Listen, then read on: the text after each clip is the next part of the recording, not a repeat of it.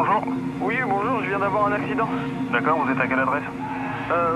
On est sur la départementale 111 là. Et vous avez eu un accident seul? Non, une voiture en collision, elle a raté le stop. D'accord, il y a combien de blessés? Je crois qu'il y a 2 enfants, moi et une conductrice. D'accord, est-ce que tout le monde est sorti des voitures? Moi oui, et là-bas la dame non, la conductrice non, les enfants oui. On arrive, je vous envoie les pompiers. Ça marche, merci.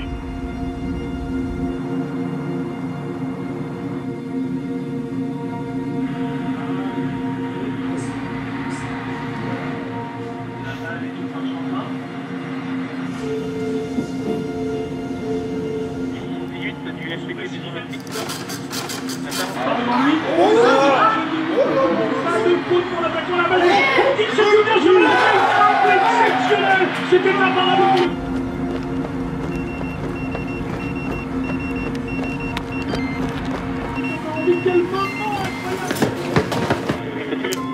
Départ VSRM, sens province Paris, Pékin 29 pour un accident, VLGS. On se donne 1 heure à partir du moment en fait, où la victime a eu son accident pour qu'elle soit dirigée vers une structure hospitalière. Chaque minute compte parce qu'on est dans une situation justement où il faut prendre en charge très très vite pour avoir le maximum de chances de survie. On n'est pas chirurgien, on ne peut pas ouvrir les gens, on ne peut pas les soigner, on ne peut pas stopper ce qui se passe à l'intérieur. Notre but, ça va être de sauvegarder l'état de la victime tel qu'il est, ne pas l'aggraver.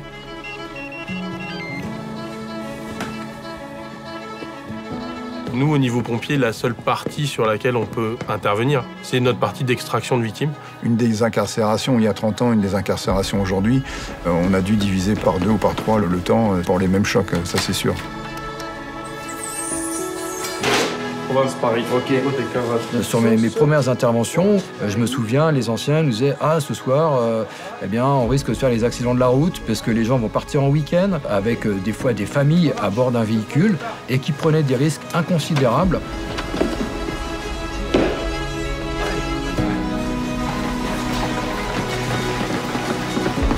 Avant, on ne parlait pas de sécurité routière, enfin beaucoup moins. Les gens n'étaient pas sensibilisés au risque d'accident dû à la vitesse et dû à l'alcool, puisqu'il n'y avait pas autant de restrictions.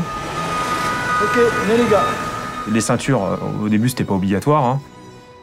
Rappelez-vous, en 1972, la France battait le triste record des accidents avec 16 617 tués en un an. Vous pensez que la ceinture n'est valable que pour les coups de frein? Moi, je crois. Pour quelle raison ne la mettez-vous pas? Parce que ça me gêne pour conduire. Non, j'aimerais pas être ficelé.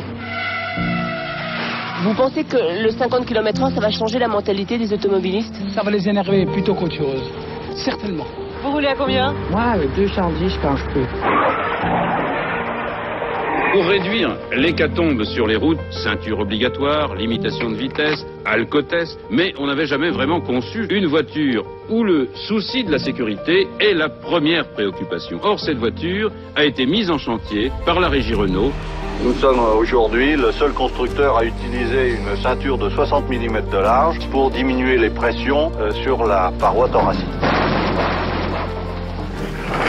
La collaboration avec Renault nous permet d'avoir des véhicules de nouvelle génération, donc ceux que vous achetez aujourd'hui en concession. Donc on permet de les avoir en avance et de pouvoir travailler dessus. Et le jour J, d'être opérationnel en intervention, quoi. C'est un véritable plus. Ces voitures-là, c'est des voitures d'essai. Hein. Ça permet de découper des voitures qui sont récentes. D'ailleurs, quand on commence à donner le coup de cisaille dans le montant du dernier espace, ça nous fait mal au cœur parce qu'on se dit qu'on aurait bien voulu l'avoir chez nous aussi, quoi. Quand on arrive en intervention, on peut trouver des QR codes Renault sur les véhicules accidentés. Et en fait, ça nous donne la carte d'identité du véhicule. On se base sur les gens qui ont le savoir, qu'on va parler de l'expérience de nos formateurs. Ces personnes-là, vous nous apportez les billes, en fait. On rebondit sur nos erreurs et on fait des erreurs en manœuvre pour justement ne pas les reproduire sur les interventions. Oui.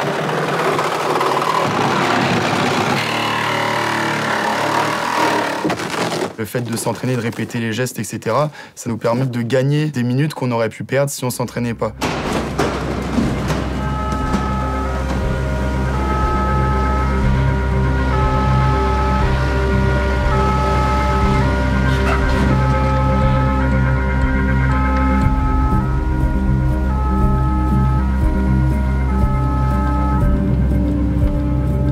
Au-delà de ça, Renault nous invite à tout ce qui est validation des fiches d'aide à la décision sur leur nouveau modèle. Donc on a un pompier effectivement des Yvelines qui travaille avec eux. Donc c'est pour ça que sur certains véhicules, il est un peu incliné. C'est juste en fonction du gabarit du véhicule et de notre capacité après d'accès. D'avoir un pompier déjà sur place donne déjà ce regard un peu pompier, même à la création du véhicule.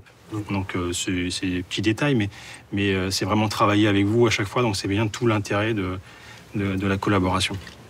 Je pense qu'on doit être le seul constructeur automobile à avoir écrit des règles techniques de conception dédiées aux sapeurs-pompiers. Bon, maintenant, j'attire aussi votre attention sur cette grande nouveauté qui est le Q-Rescue, qui est d'office installé sur la voiture. Ça permet de donner notre avis sur les matériaux, sur peut-être des modifications qu'il y a à avoir, sur certaines petites choses. Si jamais vous devez éteindre un véhicule électrique en feu, cette partie-là, qui est thermofusible, se trouve juste au-dessous, au niveau de la batterie. Du coup, vous allez le percuter avec le jet de la lance, et voilà. Le Fireman Access est une innovation donc Renault avec l'appui de quelques sapeurs-pompiers qui ont porté ce projet-là. Et en fait, c'est tout simplement dans la conception de la batterie d'avoir un accès à un trou.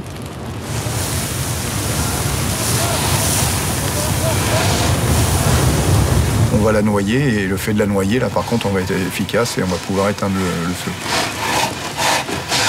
Aujourd'hui, un véhicule d'une autre marque, pour éteindre ou refroidir sa batterie, donc il faut 42 000 litres d'eau. Ça nous mobilise des moyens pendant 2, 4, 5, 6 heures, ça dépend des batteries. Aujourd'hui, le Fireman Access nous permet en quelques minutes de noyer la batterie et d'éviter d'y passer beaucoup trop de temps. Oui, ce serait avantageux que les autres constructeurs aient cette même démarche parce que, une nouvelle fois, ça pourrait nous permettre d'anticiper. Toutes les secondes qu'on va pouvoir gagner sur intervention, c'est des secondes qui vont être mises à profit pour la sortie de la victime et la prise en charge rapidement de cette victime par une équipe médicale.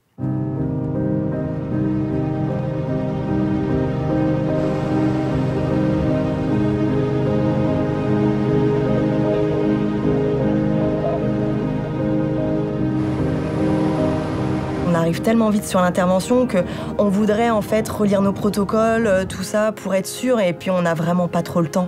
On est vraiment dans l'adrénaline. On parle avec son conducteur pour savoir comment on va procéder, selon où se positionne la victime, tout ça. Je lui dis comment on va faire. On travaille complètement main dans la main. Il y a une communication qui est constante. De toute façon, on ne pourrait pas travailler sinon. Ce qu'on appelle l'écureuil, c'est celui qui va avoir le plus de contact avec la victime, du début jusqu'à la fin de l'intervention. C'est souvent l'infirmier qui va devoir pénétrer au sein de la voiture où la victime est incarcérée, évaluer l'état de la victime, prendre des constantes, juste savoir si la victime est consciente ou alors vraiment, si c'est une urgence absolue, faire les premiers soins très rapidement avant la désincarcération.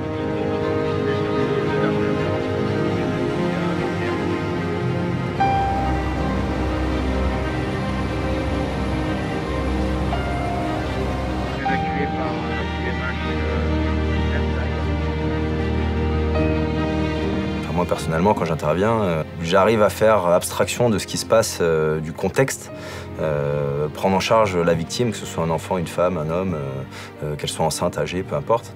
Et je vais arriver à garder ce côté professionnel.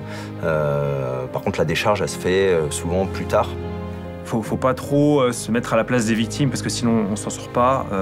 Faut se blinder en fait, tout simplement, pour éviter ça. Chacun a son mécanisme de défense en fait. Il y en a qui s'en détachent beaucoup et qui, en parlant rigolant pour s'en détacher, on a chacun notre moyen en fait de prendre du recul face à la mort. Moi, je l'ai pas encore trouvé. Comment je fais? Je fais. Je sais pas, je vais sur le terrain et puis j'essaie de me dire que je vais réussir à gérer la situation, que je suis là pour ça et puis que si j'ai besoin, j'aurai de l'aide.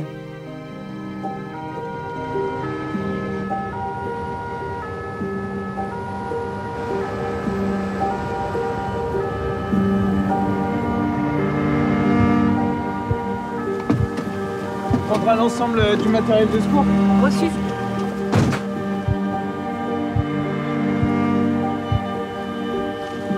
Il y a une victime désincarcérée, a priori urgence absolue. Ok. T'as regardé s'il y a quelqu'un dans la voiture? Ok.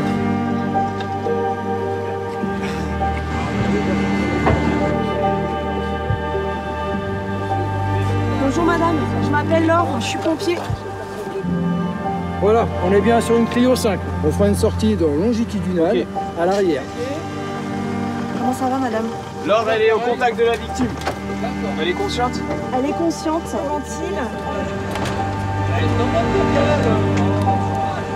Je suis allée aux nouvelles, hein. Vos enfants vont bien. Ils sont pris en charge actuellement par les pompiers, ne vous inquiétez pas. D'accord, donc vous allez entendre des bruits et vous allez voir plusieurs personnes s'agiter autour de vous, n'ayez pas peur.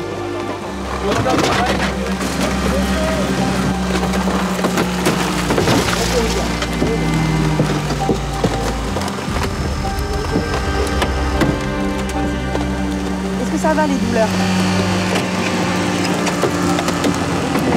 On va procéder à l'extraction de la victime. Vous enlevez vos gants de travail. On va passer en gants propres.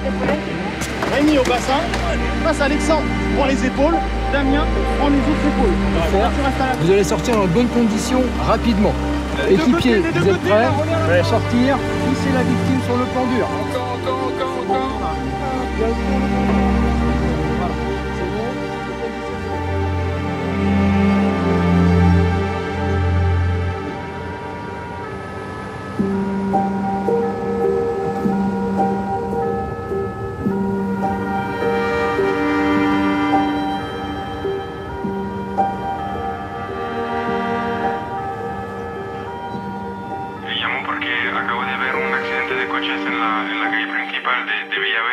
Mi mensaje para todas las marcas de vehículos es que incluyan en el proceso de fabricación y de diseño a los servicios de emergencia, que cuenten con nosotros.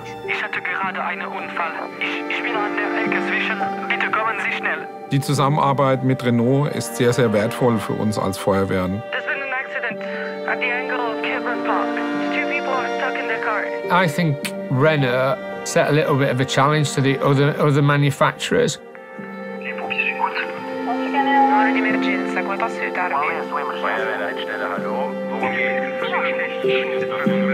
Hallo.